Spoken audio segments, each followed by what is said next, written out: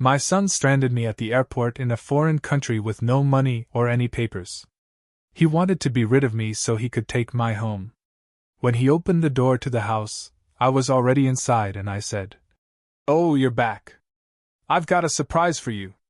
Have you ever trusted someone so completely, only to have them leave you utterly broken, alone, and fighting for your very life? What if that someone was your own son? I'm talking about a betrayal so cold, so calculated, it wasn't just about money, it was about erasing me from existence." I'll never forget the chill that ran down my spine when I walked out of the airport restroom. There they were, Rodney, my son, and Cora, his girlfriend, huddled together like conspirators. Their heads were bent close, whispering that urgent, hushed tone, stopping me dead in my tracks. When they sprang apart, caught like guilty teenagers, a knot tightened in my gut. "Everything okay?"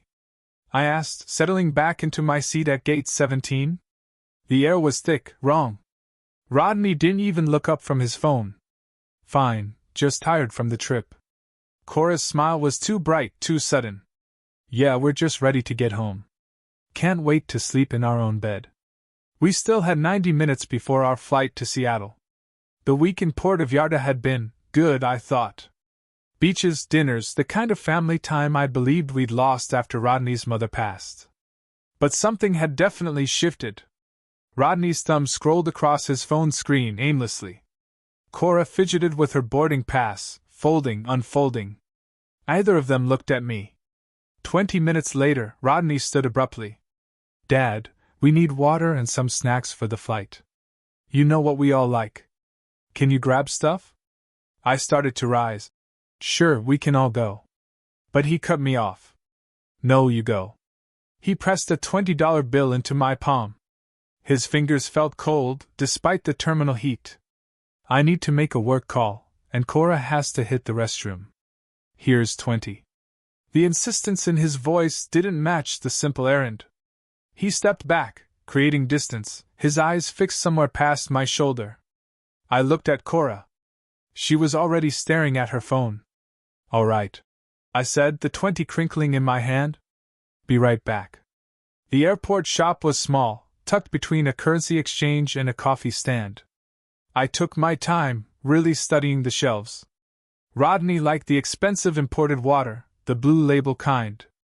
I grabbed 3 bottles, trail mix for Cora. She always wanted the one with dried cranberries, protein bars for me. The checkout line moved slowly. A family ahead of me had 2 crying kids and a stroller blocking half the aisle. 12 minutes passed, maybe 14. I rounded the corner back to gate 17, the plastic bag in hand. My heart lurched. The seats were empty. Not just empty, cleared. No backpacks, no jackets, no sign anyone had been sitting in 14, 15, and 16. Other passengers occupied different chairs now, scrolling phones, reading, oblivious. The bag slipped from my fingers. My hands trembling, I yanked my backpack off my shoulder, fumbling with the main compartment. My spare shirt was there, my toiletry bag, nothing else. The inner pocket where my passport always stayed. Empty. Side pocket? No phone. Front compartment? No wallet. My hands moved faster, checking every space twice, 3 times, desperately hoping I'd somehow miss them. Nothing. Gone. All of it. I grabbed the shopping bag and half ran to the gate counter. A young woman in an airline uniform looked up from her computer. The couple sitting in 14 and 15. "Did you see where they went?" She typed something, her eyes scanning her screen. "Evan's party? They took the earlier flight to Denver. Standby upgrades, departed 20 minutes ago." Denver. My voice came out louder than I intended. "We're going to Seattle." "That's my son." "Sir, their boarding passes were for the Denver connection." The terminal tilted slightly. "Denver. Not Seattle. Not home. Did they leave anything? A message?" Her expression shifted from efficient to sympathetic. "No, sir. I'm sorry." I walked back to the empty seats, sat down heavily. I pulled the $20 bill from my pocket. Still there, still crisp. The only money I had in the world right now. $20. He gave me $20 and took everything. The plastic bag sat on the chair beside me, 3 bottles of water, including Rodney's expensive one, trail mix, protein bars. I'd spent $12 being thoughtful. $8 remained. My legs unsteady, I stood and made my way to airport security. The officer behind the desk had kind eyes and a tired face. My son took my passport. I heard myself say. The words sounded absurd, spoken aloud. My phone, my wallet, everything. He just left me here. Do you have any identification? Any way to prove who you are? I have nothing. Just $20 and a bag of water bottles. She wrote something on a form, asked questions. I answered mechanically, names, addresses, flight numbers. She gave me a case number, suggested I contact the U.S. Consular Agency downtown. Her sympathy was genuine, but it couldn't change the facts. I walked away from her office, forms in hand that meant nothing without identification. The terminal stretched ahead, shops, restaurants, gates full of travelers with phones and wallets, futures planned beyond the next hour. I passed a family boarding their flight, parents shepherding children, everyone accounted for, everyone belonging somewhere. My reflection in the massive windows showed a man alone. My backpack hung empty from one shoulder. The plastic bag dangled from my other hand. Behind my reflection, planes took off, rising into the cloudless blue sky, their engines roaring promises of destinations and arrivals. One of them carried my son. I stood there watching them climb and disappear, as something hard and cold settled in my chest, right where trust used to live. The terminal sounds faded. Announcements, rolling luggage, conversations. All I heard was silence, and the question I couldn't answer, why? I took a breath. Then another. The shock lifted slowly, like fog revealing terrain beneath. Stranded? Yes. Helpless? No. The businessman in me, dormant these past years since retirement, woke up. First, identification. Second, money. Third, home. I created a mental checklist, the way I used to before board meetings. The information desk directed me to the U.S. Consular Agency. I walked there, 20 minutes through streets where tourists haggled over silver jewelry and locals sold fruit from carts. The office was small, efficient, an American flag on the wall, photos of the president. A woman at the desk looked up as I entered. Tell me what happened, Mr. Evans. Start from the beginning. Her name was Patricia Henderson. I sat across from her and explained it all. The vacation, the airport, the empty seats.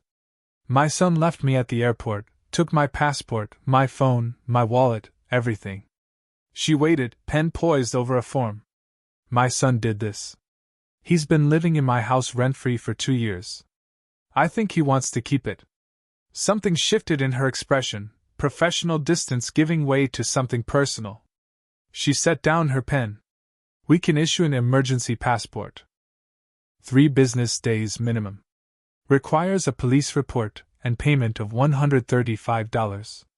I emptied my pockets on her desk. 8 Mexican coins. A breakfast receipt from 3 days ago. The $20 bill. Patricia excused herself. She returned 10 minutes later with paperwork and news.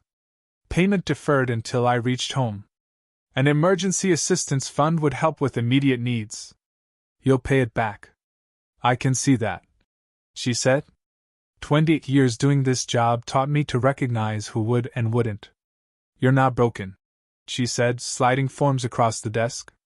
You're angry. Angry people find their way home.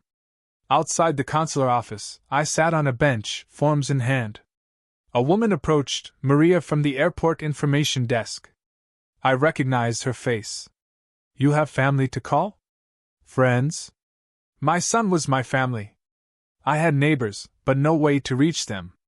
She nodded slowly. Sometimes the people closest to us are the furthest away. My father, similar story, different details, same betrayal. How did it end for him? I asked. He survived. Built something new. You will, too. She drove me to a hostel in her old Honda. $15 per night. Clean, safe. She refused the $2 I offered for gas. Her father had been abandoned once too, she said. Some betrayals cut deeper than others. The hostel room held 6 bunk beds and the smell of salt air and laundry detergent. I took the bottom bunk in the corner. My roommates, 2 German backpackers, a construction worker from Guadalajara, shared their dinner, bread, cheese, fruit. The German girl lent me her phone. I dialed my home number. It rang. No answer. Tried again an hour later. Again, still no answer. Where was Rodney? Day 2. I walked to the police station downtown. The officer took my statement through a translator.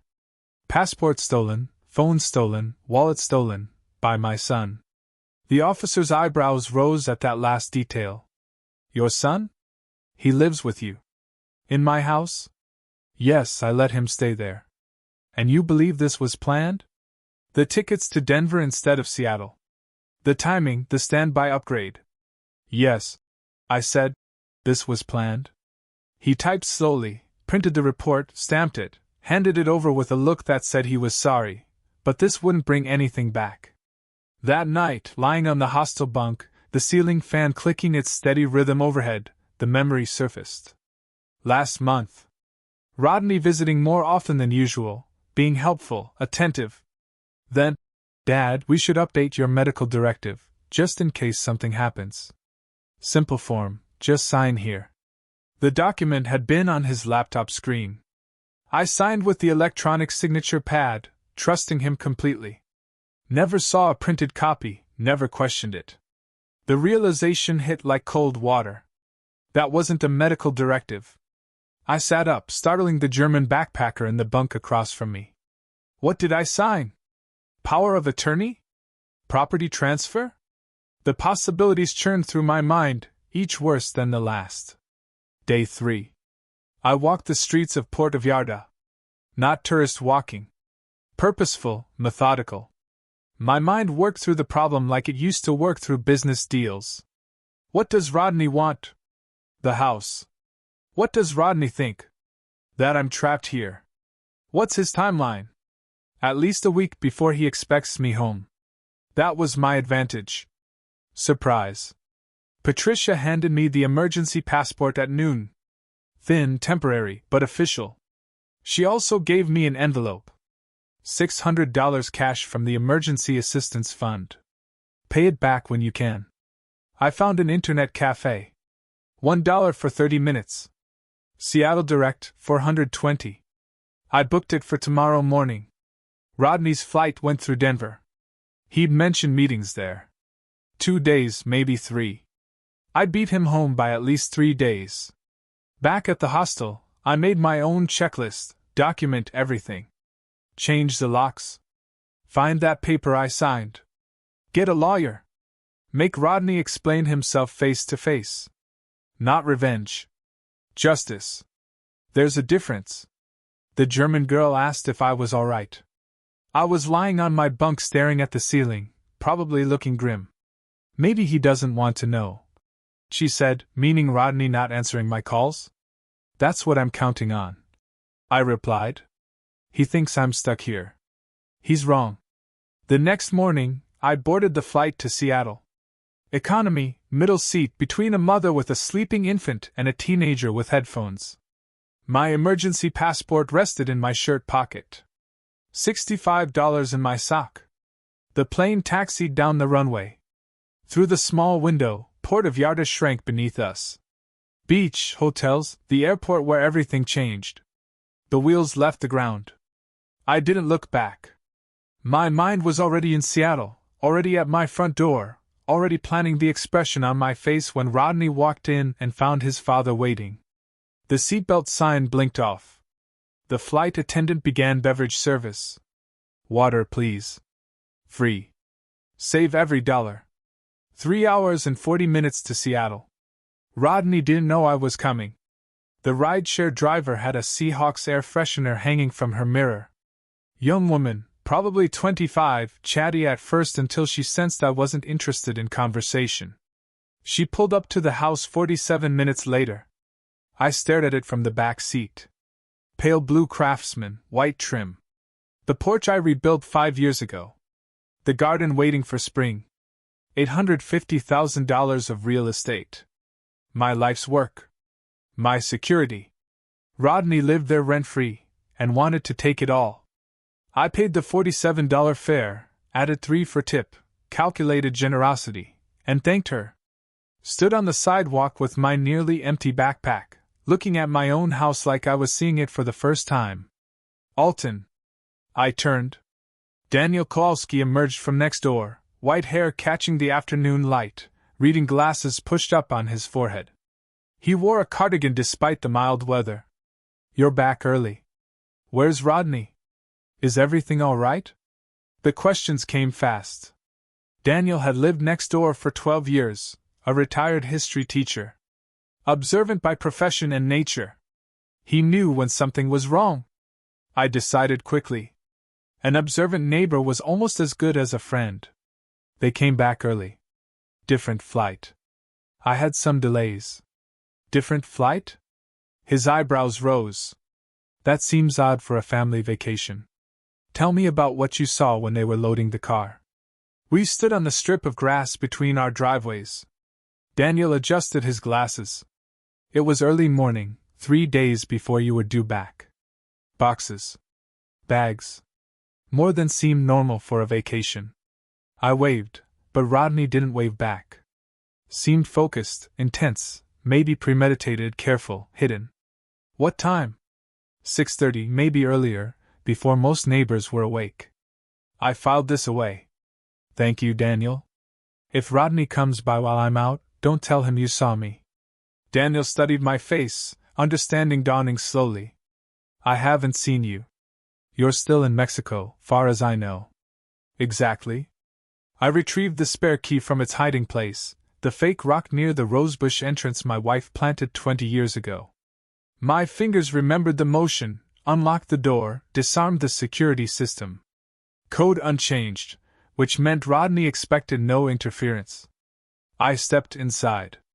The house smelled stale. Closed up. Unaired. I moved through the rooms with increasing speed. Living room. Grandfather clock missing from the corner where it had stood for 30 years. Dining room. Silver service gone from the china cabinet, leaving gaps like missing teeth. My bedroom. The jewelry box my wife left me, emptied of her rings and bracelets. My study. My Omega watch, a collectible worth $2,800, not in its case. The vintage Leica camera absent from its shelf. Each missing item was a small theft. Together, they formed a pattern. Rodney didn't just abandon me. He robbed me first. My home office occupied the converted sunroom, the desk facing the window overlooking the garden. On the desk, centered perfectly, lay a manila folder. I opened it. Legal documents, official seals, notary stamps. The top page read, Deed of Gift, in bold typeface. I scanned quickly. Property address mine. Grantor, Alton Evans. Grantee, Rodney Evans. Consideration, love and affection. Date 4 weeks ago. My signature at the bottom, witnessed, notarized. My hands didn't shake. They should have. Instead, they were steady, cold. The anger wasn't hot anymore. It was frozen solid, sharp enough to cut. I walked back outside. Daniel was watering his plants, but I could tell he was waiting. Can I borrow your phone? He handed it over without questions. I photographed everything. Every empty space where valuables used to sit. Every gap on shelves, the open watch case, the missing camera, the desk drawer, the deed of gift from every angle. Evidence. I learned in business, document everything. Assume nothing. Trust nobody. Daniel stood on his porch while I worked. When I returned his phone, he asked, Alton, if you need anything, if there's trouble. There's trouble, I said. But I'm handling it. Inside again, I picked up the landline. Still worked. Called my bank. This is Alton Evans. Account ending in 77,743. I need to verify there's been no unusual activity. Security questions: mother's maiden name, first car, street I grew up on. The representative checked. Everything looks normal, sir. Last transaction was 4 weeks ago. Automatic utility payment. No attempts to add authorized users or change beneficiaries. No, sir. Your account settings are unchanged. One small relief. Rodney took objects, took the house on paper, but hadn't drained the money. Maybe couldn't. Maybe didn't have time. Maybe planned to do it later. Another small advantage. I still had resources. I sat at my desk, the deed of gift in front of me, and remembered. 1 month ago. Tuesday. Rodney brought lunch, sandwiches from the deli I liked. We ate, talked, laughed about nothing important. Then, Dad, I updated some documents for you. Medical power of attorney, living will, that stuff. You should review and sign just to be current. His laptop was already open. Document on screen. Signature pad connected. I signed electronically, trusting. Never saw a printed copy. Never questioned what it actually said. That Tuesday.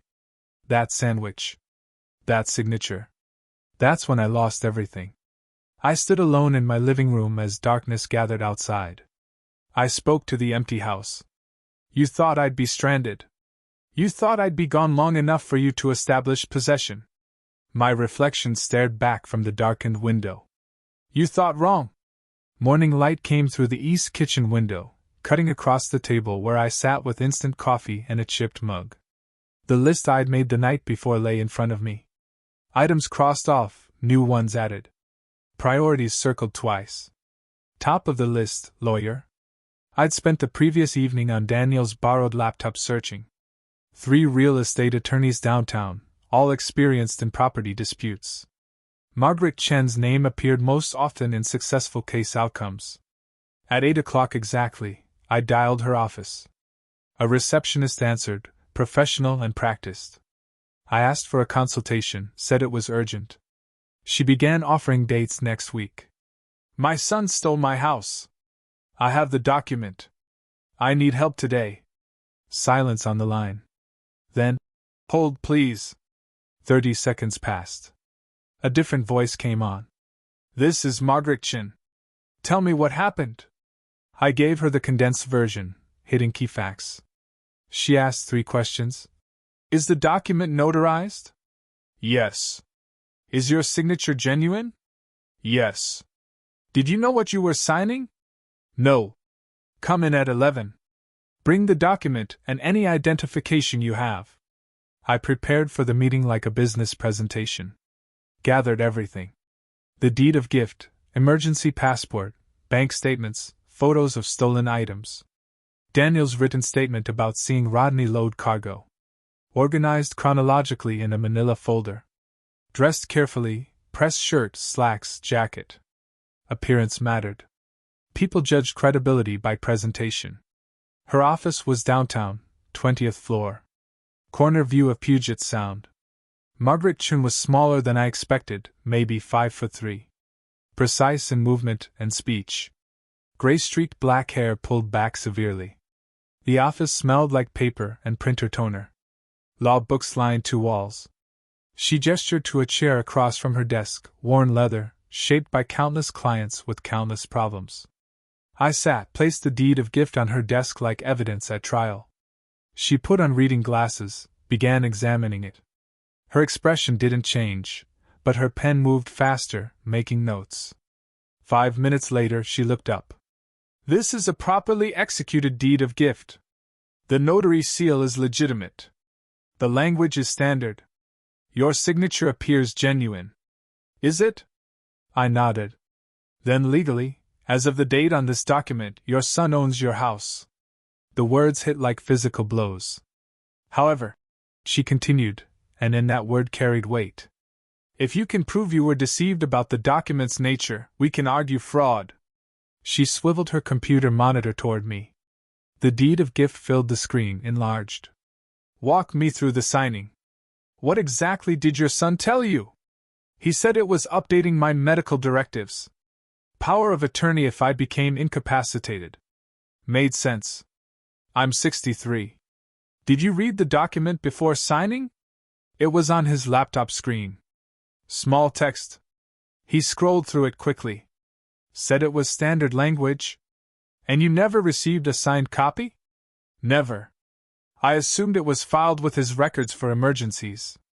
Her pen flew across the notepad. That's our angle.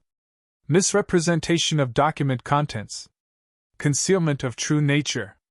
She made copies of everything, returned originals. Scanned the deed. Enlarged the notary section. This was done carefully. Professional. Premeditated. She pointed at details on the screen. The notary's name is visible here. I'll need to interview them. She typed notes rapidly. This will cost money. Retainer. Court fees, possibly expert witnesses. Are you prepared for that? I sold a business 3 years ago. I have resources. This is worth every dollar. What will this cost? Realistic numbers. Retainer today, $5,000. If it goes to full trial, $20,000 to $40,000 more, maybe higher if he fights hard. I didn't hesitate. I'll write the check. What are our odds? If we can prove deception, 60-40 in your favor, maybe better with the airport abandonment. Adding context. But fraud is hard to prove. I'm not walking away from my house. I didn't think you were. That's why I cleared my schedule. The police station came next. East Precinct. Afternoon. Fluorescent lights. Scuffed linoleum. Metal chairs. I filed a formal complaint, theft of property from airport. Stolen passport, wallet. Stolen items from home. The officer taking the report was young, probably late 20s. She typed slowly. The suspect is your son? Yes. And he lives with you? In my house? Yes. The house he's trying to steal? She looked up at that. This is a civil matter, sir. We can take the report about stolen items, but property disputes go through courts. I kept my voice level. The theft happened in Mexico. International.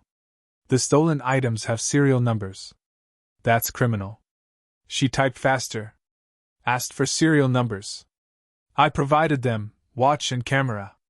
Documented for insurance. She asked about the silver service value. I estimated conservatively $3,500. 90 minutes later, she handed me a case number. Someone will follow up, she said, her tone suggesting I shouldn't hold my breath. Back at Margaret's office, I watched her work, typing rapidly, printing, signing, gathering documents.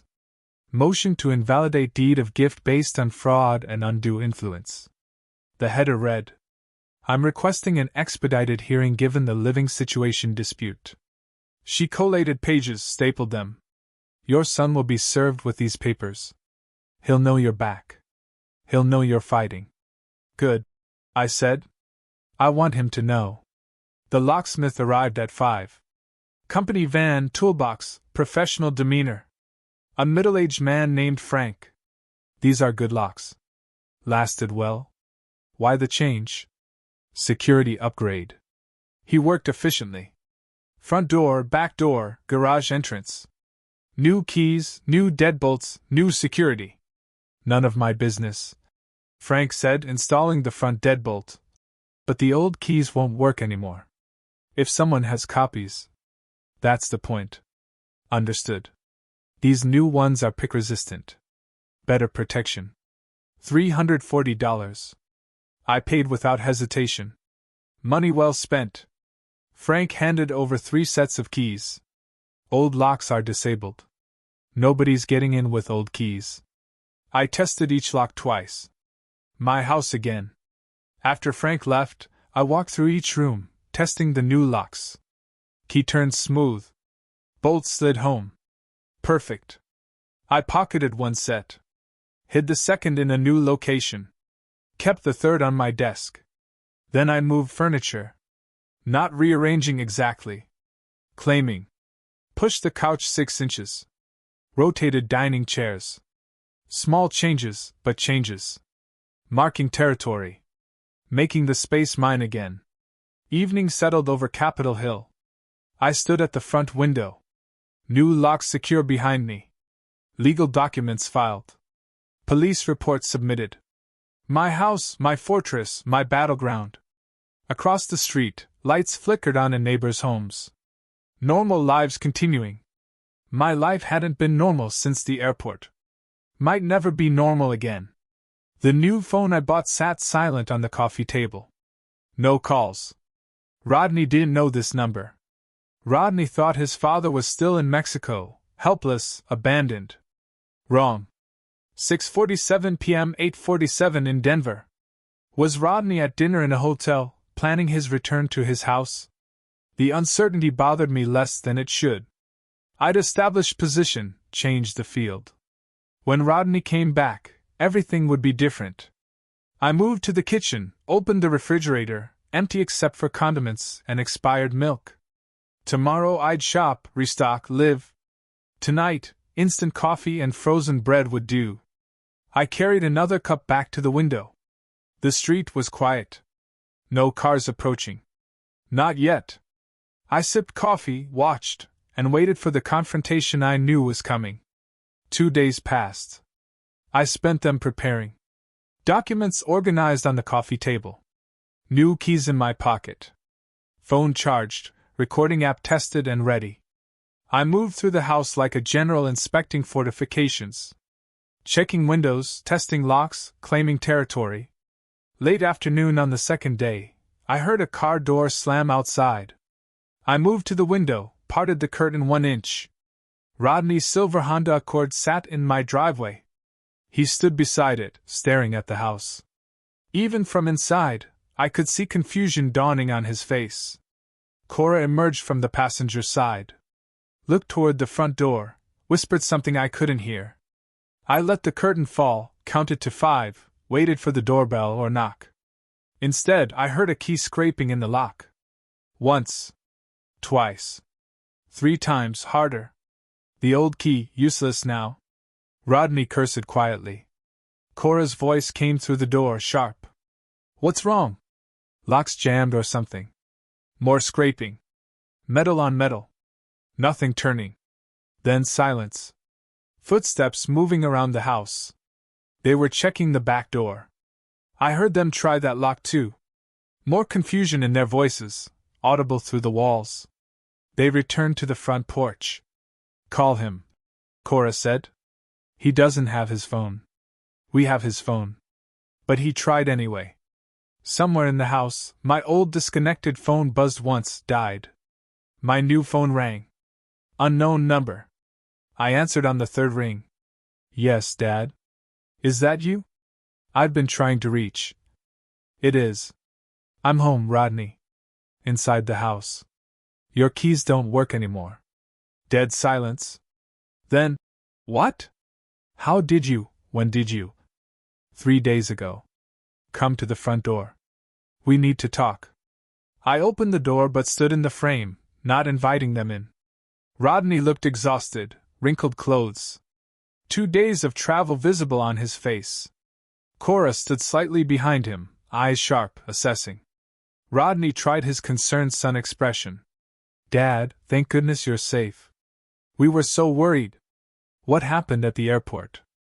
We looked for you everywhere. I raised my hand. He stopped. I know what happened. You sent me to buy water. You flew to Denver. You took my passport, my phone, my wallet, my money. You abandoned me in Mexico with nothing. His mouth opened, closed. No words came. I stepped aside just enough to reveal the coffee table through the doorway. Legal documents stacked neatly. I have something to show you. I picked up the top document, held it so they could see the header. Motion to invalidate deed of gift based on fraud. Rodney's face went pale. Cora's hand gripped Rodney's arm. Her voice came out ice cold. We need a lawyer. Rodney recovered, his voice hardened. That deed is legal. My lawyer already reviewed it. Your signature, properly notarized. Legally binding. This house is mine. You were the one trespassing. He pulled out his phone. I'm calling the police for unlawful occupation. I didn't flinch. Go ahead. Seattle Police, East Precinct, already has my report. Case number 774821. Theft at Port of Yarda Airport. Stolen items from this house before the trip. Collectible watch. Vintage camera. Silver service. Your neighbor saw you loading boxes. His finger hovered over the phone. Didn't dial. You reported me? I reported theft. Criminal acts? The police have your name, your description, your flight information. Call them. See what happens. I pulled out my own phone, showed the screen. A red recording dot visible. This conversation is being recorded. Washington is a two-party consent state, and I'm informing you now. Everything you say from this point is documented. Rodney's phone lowered. Cora tugged his arm, whispered something urgent. This isn't over, Rodney said. No, I replied. It's not. But it's not going the way you planned. They walked backward off the porch, down the steps toward their car. Rodney kept looking back at the house, at me, at what he thought he'd claimed. I stood in the doorway until they were in the car, until they were backing down the driveway, until they were gone.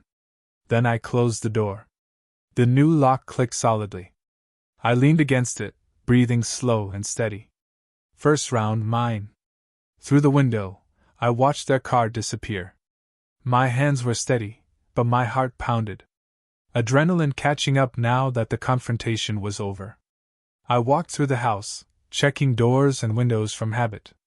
All secure. In the kitchen, I poured water, drank it, standing at the sink. The house was quiet again. My phone buzzed. Text from Daniel. Saw them arrive and leave. You okay? I typed back. Fine, thank you. He didn't ask more. I didn't elaborate. I returned to the living room, gathered the documents from the coffee table, filed them back in the folder. Motion to invalidate. Police report. Bank notifications. Locksmith receipt. Paper trail of resistance. Paper trail of war. My phone rang. Margaret Chen's office. I answered, expecting questions about the confrontation. Instead, her paralegal's voice. Mr. Evans. We've received notice from opposing counsel. Rodney Evans has retained representation. Attorney named Robert Michaels.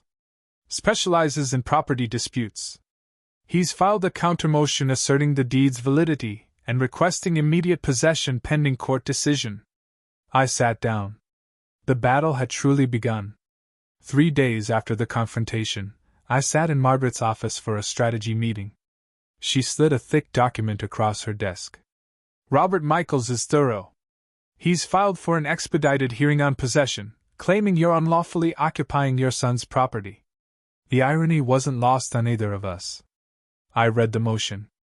Legal language, but the message was clear. Rodney was fighting back hard. Michaels is good. Margaret refilled her coffee, gestured to offer me some. I shook my head. He's reframing the entire narrative. You become the unreasonable parent. Rodney becomes the victim. But the facts? Mexico? The theft? The deception? Facts matter, but so does presentation. He's separating the criminal allegations from the property dispute, making it look like you're using criminal complaints to relitigate a gift you regret. Oh, that's not what happened. I know. The judge will decide, if she knows.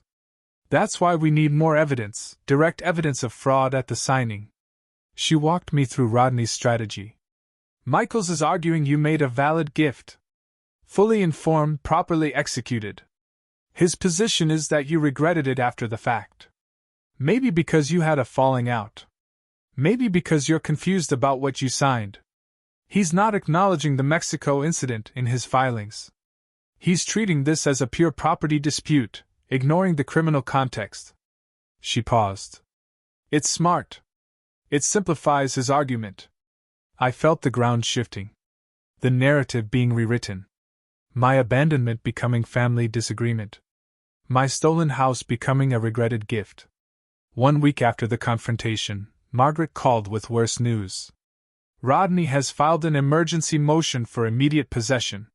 His argument: he's homeless, living in a hotel while his legal property is occupied by someone who gave it to him. The motion cited financial hardship, hotel costs draining resources, legal ownership via the deed, irreparable harm from being unable to access his property. It's manipulation, Margaret said. But judges sometimes grant possession pending litigation, especially if ownership documents appear valid. We need to counter this fast. I authorized another $3,500 retainer. The costs mounted like water rising. Daniel mentioned the social media attack awkwardly one evening over the fence between our yards. Alton, I don't believe it, but people are talking online. Your daughter-in-law posted something. I didn't have social media accounts. Daniel showed me on his phone. Cora's post, carefully worded. Heartbroken. My husband's father gave us his house, then changed his mind and locked us out. We're homeless while he lives in our legal property. Families shouldn't treat family this way. Comments below were split between support and suspicion. Some friends from my past asking what was happening. My privacy invaded. My reputation attacked. Should I respond? Explain? I asked Daniel. Talk to your lawyer first. Anything you say publicly might be used in court. So I stay silent while she lies? Sometimes silence is stronger than arguing. People who matter will wait for the truth. 2 weeks into the legal battle, Margaret scheduled a financial discussion. She spread expense projections across her desk. Initial retainer, $5,000. Additional filing fees and discovery, $3,500. Already spent. If this goes to full trial, depositions, expert witnesses, court time, we're looking at $40,000 to $60,000 total, maybe more if Michaels drags it out. She met my eyes. I need you to understand what you're committing to. This is mortgage money. Retirement savings money. Rodney is betting you'll settle rather than pay these costs. I looked at the numbers. My business sale netted enough. But watching savings drain hurt differently than expected. And if I settle, give him something to walk away? Depends what you offer. But settling rewards theft. And Rodney smells blood now. He might demand unreasonable terms. So, Margaret concluded, fight or surrender. Those are the options in any war. I met with my financial advisor, Patricia, who'd managed my retirement investments for 8 years. She ran numbers, showed me scenarios. $50,000 over 6 months, sustainable. $80,000 over a year, damaging but not destroying. The question, she said carefully, is whether winning is worth the cost, even if you keep the house. I didn't answer immediately. Later, alone, I thought, yes, it is. Robert Michaels called 2 weeks in. First settlement overture. Mr. Evans, I'm calling to see if we can resolve this without lengthy litigation. My client is willing to lease the property back to you at a reasonable rate until you find alternative housing. The property is mine. I'm not leasing my own house. The deed says otherwise. I'm trying to find middle ground here. The deed is fraudulent. There is no middle ground between ownership and theft. His tone cooled. Then we'll see you in court. I began documenting everything obsessively. Daily log of events. Timeline of interactions. Financial records showing house payments and ownership history. Photographs of missing items. I converted the guest bedroom into a war room. Documents organized in labeled folders. Timeline posted on the wall. Legal filings filed chronologically. If this was a battle, I'd fight with information. 2 weeks into this phase, I sat in my living room, surrounded by legal documents, bank statements showing a depleted retainer, Margaret's cost projections, Rodney's counter-motions, Cora's social media attacks. The weight accumulated. I allowed myself 5 minutes of doubt. Wondered if settling would be easier. Then I remembered the airport, the empty seats, the missing passport, the $20 bill, the cold calculation in my son's betrayal. The doubt hardened back into resolve. I'd see this through. 4 days after hiring Sarah Chin, I met her at a coffee shop downtown. Neutral ground, her preference for initial findings discussions. She arrived with a tablet and manila folder, ordered black coffee, wasted no time. "Your son is drowning," she said without preamble. 47,000 in credit card debt across 6 cards, maxed out. 3 in collections. 1 threatening lawsuit. He's been dodging calls for months. She opened the tablet, showed me spreadsheets. Red dominated the screen. Overdue, delinquent collections. Started 18 months ago. Lifestyle inflation. Expensive dinners, designer purchases, vacations Cora posted about last year. Income couldn't support spending. She swiped to another screen. The debt spiral. Minimum payments missed, interest compounding, balance transfers at predatory rates. 6 months ago, one creditor filed intent to sue. That's probably when he started planning this. She looked at me directly. The house wasn't greed. It was desperation. So he took my house to pay his debts? And the vacation timing? Leaving me stranded? That was about establishing possession before you could interfere. But you came back early. Best decision you made. Another week, he could have changed the locks, moved in, claimed adverse possession while you were stuck in Mexico. Sarah produced more evidence. Emails from 3 different real estate agents, all contacted in February. Subject line on all 3. Property evaluation request. He sent your address. Described the house.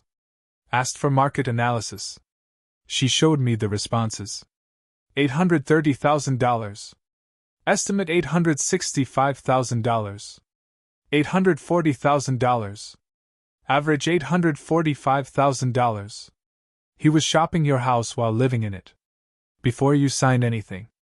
Before Mexico. This proves planning. I read the emails twice.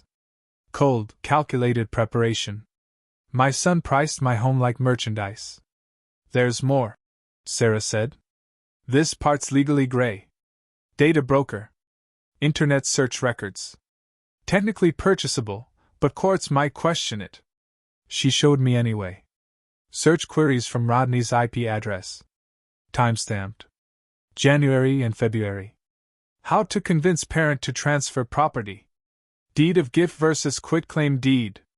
Can property transfer be reversed? What happens if someone abandons elderly person abroad? That last one, dated February 18th, made my stomach turn. Rodney was researching abandonment 6 weeks before doing it. 2 days before the preliminary hearing, Margaret reviewed all new evidence in her conference room. The financial desperation establishes motive. The realtor contacts establish premeditation. The search history. She paused. That's powerful, but potentially inadmissible depending on how it was obtained. We'll include it in our brief, but be prepared for Michaels to challenge. She organized documents into presentation order. You'll testify about the signing. Describe exactly what Rodney told you. How the document was presented. That you never saw a printed copy. Then we hit them with the planning evidence. Margaret drilled me on testimony. Mock cross-examination. Her paralegal playing Michaels. Mr. Evans, you signed this document, correct? Yes, but... No buts. Yes or no? Margaret stopped us. He'll try to reduce you to yes-no answers. Resist that. Judge Morrison allows witnesses to explain. Use that. We practiced for 2 hours. My answers got sharper, clearer, less defensive. The hearing arrived. King County Courthouse, Department 15. Late April morning. Judge Patricia Morrison presiding. Mid-50s. Reputation for no-nonsense efficiency. I sat at the plaintiff's table beside Margaret. Across the aisle, Rodney, Cora, and Michaels. First-time father and son in the same room since the porch confrontation. Rodney didn't meet my eyes. Margaret presented opening arguments. Fraudulent transfer through misrepresentation. Elder exploitation. Criminal abandonment context. Michaels countered. Valid gift. Proper execution. Plaintiff's remorse dressed as fraud claims. Judge Morrison listened without expression. Mr. Evans, you'll testify first. I took the witness stand. Hand on Bible. Do you swear to tell the truth, the whole truth, and nothing but the truth? I do. Margaret guided me through the chronology. My relationship with Rodney, allowing them to live rent-free, the February document signing. What did your son tell you about the document? He said it was an update to my medical power of attorney. Standard language about healthcare decisions if I became incapacitated. He said I should sign it to be current. Did you read the document thoroughly? He displayed it on his laptop screen. Small text. He scrolled quickly. Said it was standard boilerplate. I trusted him. He's my son. Michaels cross-examined aggressively. But you did sign it, Mr. Evans? Yes. You're educated. Ran a business for decades? Yes. Capable of reading legal documents? Yes. Yet you claim you didn't understand what you signed? I didn't flinch. I understood it was presented as a medical directive. I didn't know it was actually a property transfer until I found the recorded deed weeks later. Michaels pivoted. Isn't it true you had a disagreement with your son after this trip? There was no disagreement. There was abandonment and theft. Judge Morrison. Michaels interjected. Answer the question as asked, Mr. Evans. Margaret presented the investigation evidence. Financial records showing Rodney's debt. Emails to realtors. Timeline of planning. Michaels objected repeatedly. Relevance, Margaret argued. My client's financial situation doesn't invalidate a legal property transfer. Establishes motive for fraud, Your Honor. Shows this wasn't a gift, but a scheme born of financial desperation. Judge Morrison reviewed documents, made notes. I'm ordering an expert examination of the signing circumstances. An independent notary expert to evaluate whether proper protocols were followed. Both parties will make experts available. Hearing continued for 6 weeks, pending expert report. I drove home from the courthouse thinking about Rodney's face during testimony. Pale, rigid, eyes fixed on the defense table. His son didn't testify. Michaels advised against it, probably. Smart lawyering. Why put someone on the stand who might crack? Daniel called as I pulled into my driveway. How did it go? Ongoing. Judge ordered more investigation. That's good though, right? She's taking it seriously. Yes, I said. But seriously doesn't mean quickly. Inside, I found Margaret's message on voicemail. Call me when you can. Development in the case. Not urgent but interesting. Her tone suggested something worth discussing. I dialed her back. Time to learn what comes next in this endless battle. 2 days after the preliminary hearing, Margaret's development became clear.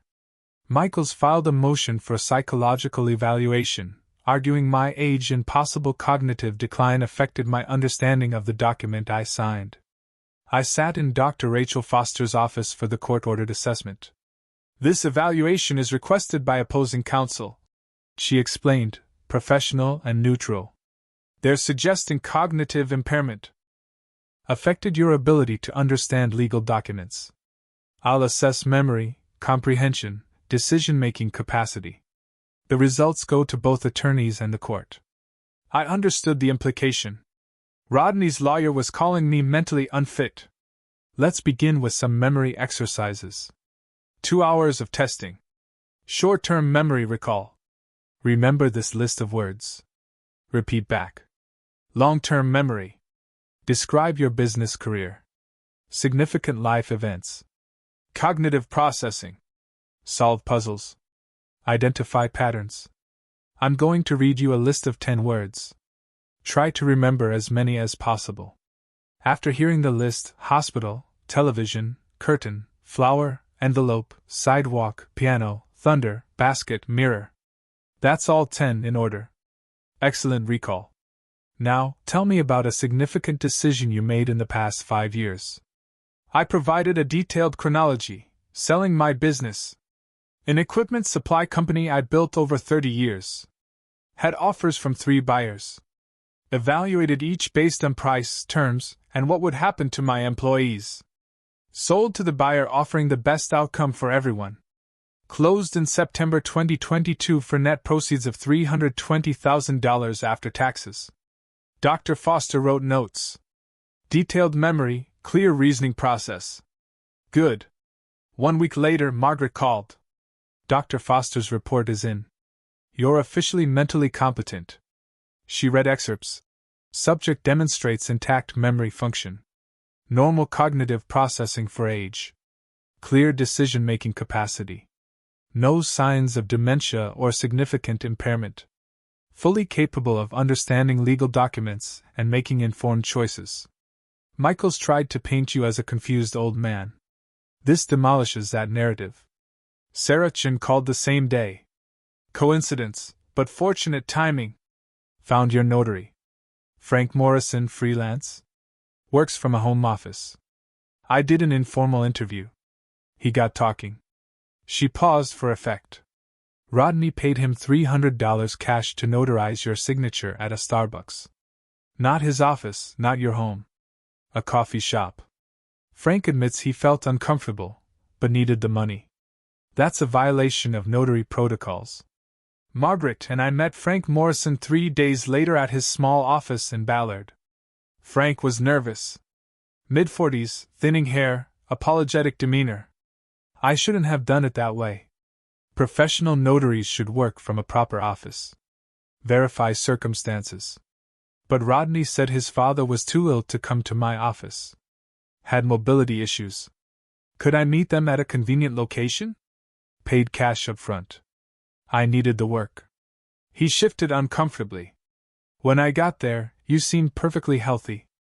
Walked in fine. Ordered your own coffee. I wondered about the story, but Rodney rushed everything.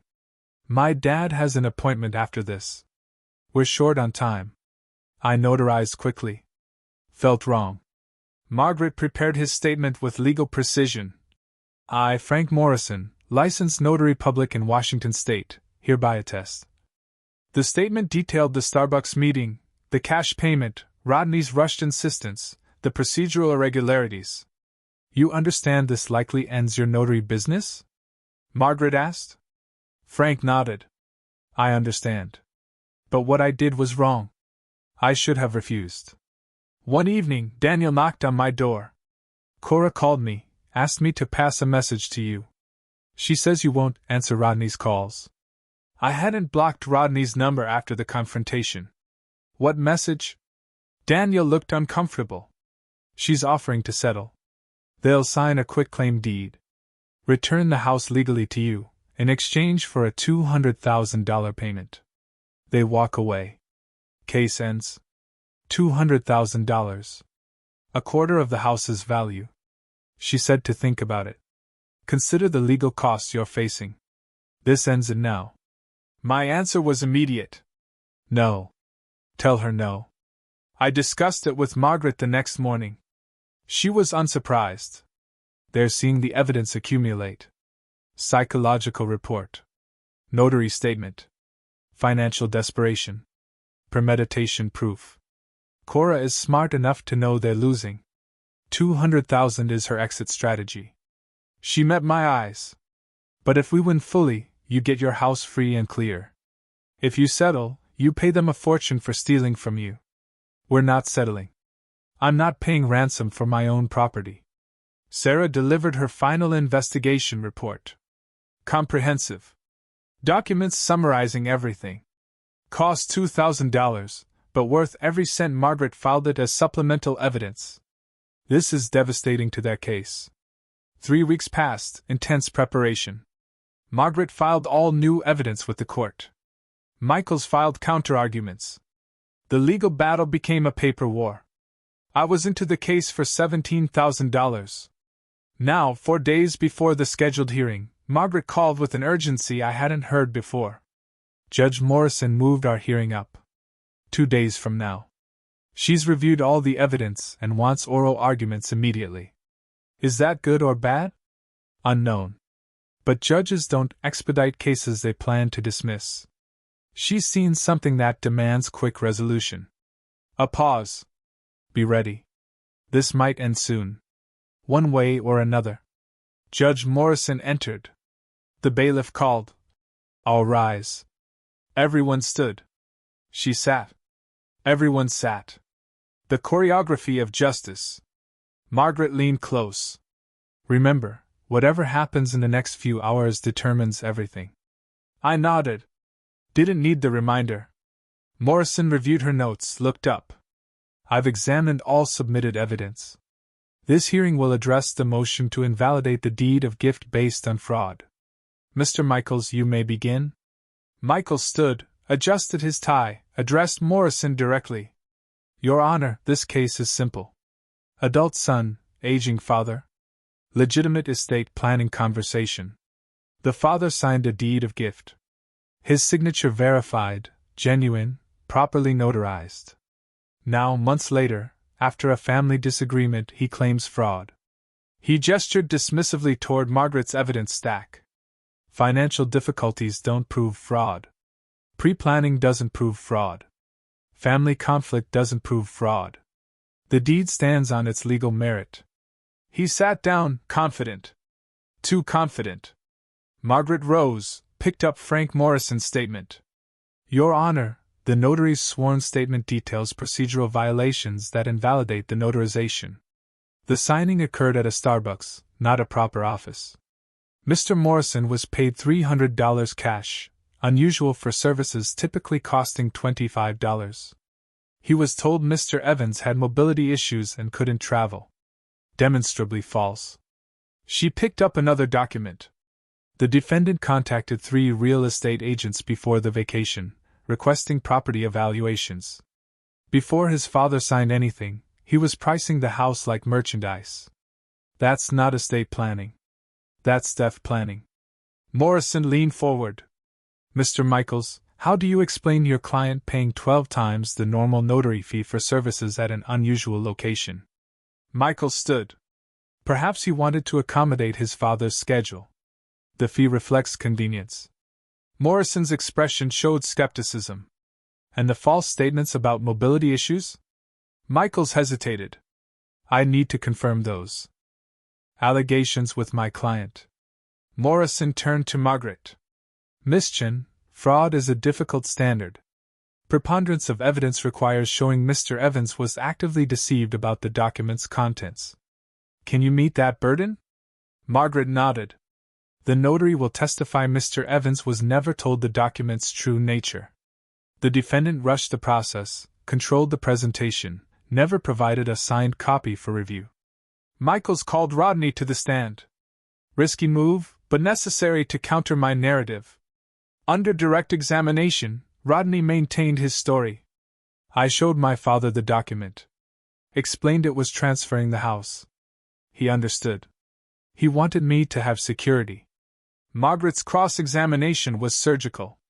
You told the notary your father had mobility issues? I said he preferred not to travel that day. Did he have mobility issues? Not exactly, but… Yes or no? No. You paid $300 cash for notarization? I wanted to ensure quality service. Did you tell your father the document was a medical power of attorney? Rodney paused too long. I may have mentioned medical planning in the conversation. May have, or did. It was part of a broader discussion.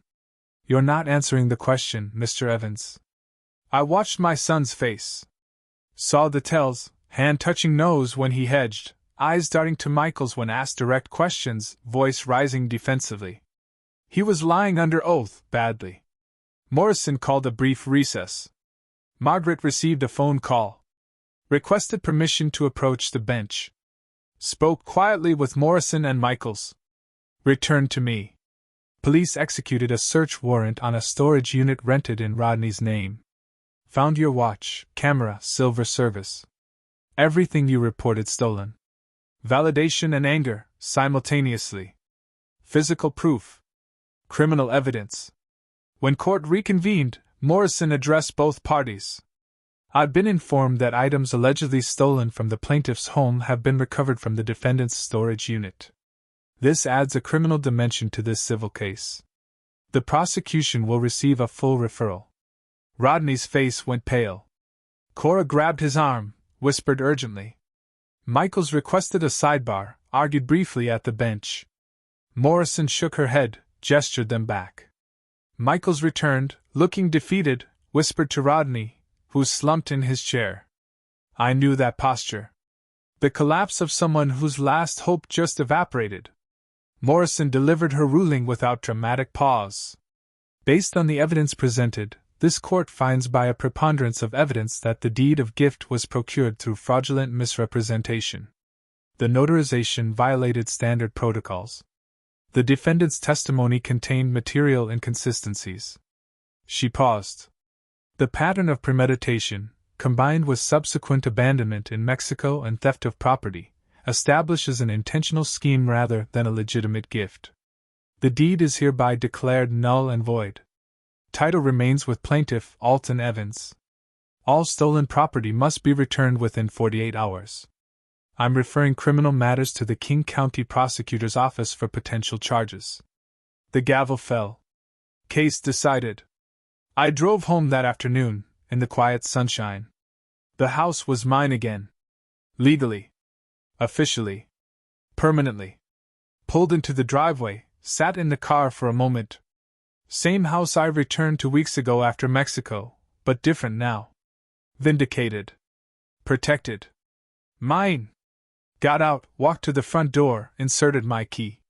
The new key Rodney couldn't use. Turned it. Stepped inside. The house smelled like home. Not triumph. Just home. Through the window, I saw Daniel's porch light on. Walked over, knocked. Daniel opened, saw my face, understood immediately. You won. I won. We sat on his porch drinking whiskey Daniel saves for special occasions. Talked about baseball. About his garden. Plans about the neighborhood. Normal conversation. After months of abnormal, normal felt extraordinary. I walked home under streetlights, entered my house, locked my door with my key, stood in the quiet living room. Tomorrow, the aftermath. Tonight, just peace. 2 days after the ruling, I drove to the Seattle Police Evidence Facility to collect my stolen items. Sterile government building. Fluorescent lights. Bureaucratic forms. An officer brought out a plastic bin labeled with my case number. Inside, my grandfather's Omega watch. Face scratched but running. The Leica camera, vintage leather case, worn but intact. Silver service wrapped in evidence bags, tarnished but restorable. I signed the receipt form, carried the bin to my car carefully, as if transporting something fragile. Home again. I unwrapped each item. The watch first. Wound it, listened to the mechanical tick resume, set the correct time, placed it in its case on my dresser, where it always lived. The camera next. Checked the mechanism. Shutter still worked. Returned it to its shelf in the study. The silver service required polishing. I spent an evening with silver cleaner and a soft cloth. Removing tarnish, restoring shine. Methodical work, meditative. Each piece cleaned was a piece of my life restored. Margaret called with news. Morrison issued a judgment order. Rodney and Cora are jointly liable for $15,000 reimbursement of your court costs, compensation for emotional distress, and damages for property theft. Can they pay? Her laugh was humorless. They can't pay their current debts. This judgment goes to the back of a very long line. But it's on their record. Permanent mark. I didn't need the money. I wanted the accountability. 2 weeks later, the prosecutor's office called. Assistant prosecutor named James Riley. Sounded young and overworked. Mr. Evans, we're offering your son a plea agreement. Plead guilty to theft and attempted fraud. Receive 2 years probation, restitution to you, and community service. No jail time, given his lack of prior record, but a conviction on his record permanently. I don't want revenge. I want accountability. If probation accomplishes that, accept the plea. Riley sounded relieved. Thank you. Some victims push for maximum punishment. This is proportional.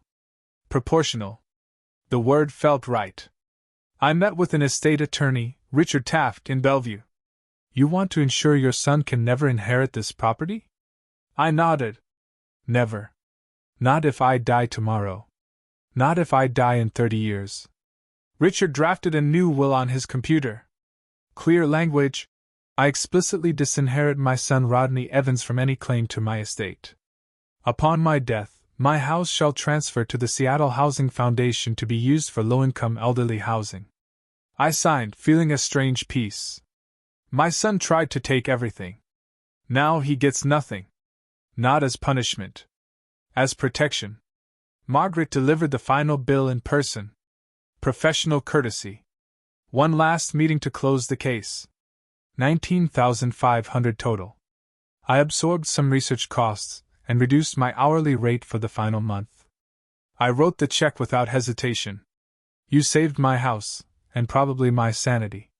Worth every penny. She smiled slightly. Most clients complain about legal fees. Most clients don't have sons who try to steal their homes. Early August. Warm Seattle evening. I sat on my front porch with iced tea, reading the newspaper. Down the street, a moving truck backed into the apartment complex. Curiosity pulled me to watch. Soft furniture being loaded. Cheap pieces. Some I recognized from Rodney's room years ago. Then I saw them. Rodney, carrying boxes. Cora, directing movers with sharp gestures. Eviction. Couldn't afford rent anymore. I stayed on my porch, partially hidden by the rose bushes. Watched my son's life collapse into cardboard boxes and a rental truck. Rodney looked thinner, older, defeated. Loaded boxes mechanically, no energy. Cora got in the truck passenger seat. Didn't help. Rodney climbed into the driver's seat. The truck pulled away.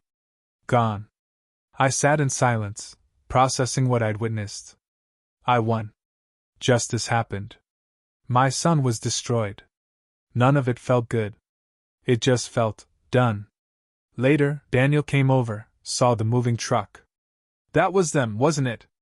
Yeah. Evicted for non-payment. How do you feel about that? Empty. Not happy. Not sad. Empty. You won. That's supposed to feel good. Winning meant my son lost everything. That's not victory. That's survival. Sometimes, Daniel said, survival is the only victory available. September approached. Summer faded toward fall. My house stood solid on its Capitol Hill foundation. My house. Legally and emotionally. The garden needed attention. I spent a Saturday weeding, planting fall bulbs, preparing for next season. Daniel helped. 2 men working in companionable silence. We drank beer afterward on my porch, watching the street. You ever think about selling? Moving somewhere easier? I considered this. This house almost got stolen from me. Now that I've fought to keep it, I'm not leaving. Fair enough. We sat watching evening arrive. My phone rang. Unknown number. I ignored it. Could be anything. Probably nothing important. My life had returned to peaceful unimportance. Normal problems. Lawn maintenance. Grocery shopping. Upcoming dentist appointment. No lawyers. No courts. No betrayals. Just life. The ordinary, precious life I defended. The phone stopped ringing. The street stayed quiet. The house stood. I remained on my porch, in my home, surrounded by the simple victory of having survived someone else's greed. Justice isn't always satisfying, but it's always necessary. I learned that these past months. Learned it at great cost. Financially, emotionally, familially. Was it worth it? I looked at my house, the pale blue paint, the white trim, the porch I rebuilt, the garden I tend. My house. My life. My terms. Yes, it was worth it. Every dollar, every stress, every painful moment. Because some things can't be priced. Some things have to be defended. And some victories, even when they hurt, are still victories worth winning. Slight pause. So tell me, if you were in my shoes, faced with such a profound betrayal from your own family, what would you have done? Would you have fought for every inch, or would you have sought a different path? Share your thoughts in the comments below. I'm really curious to hear what you think.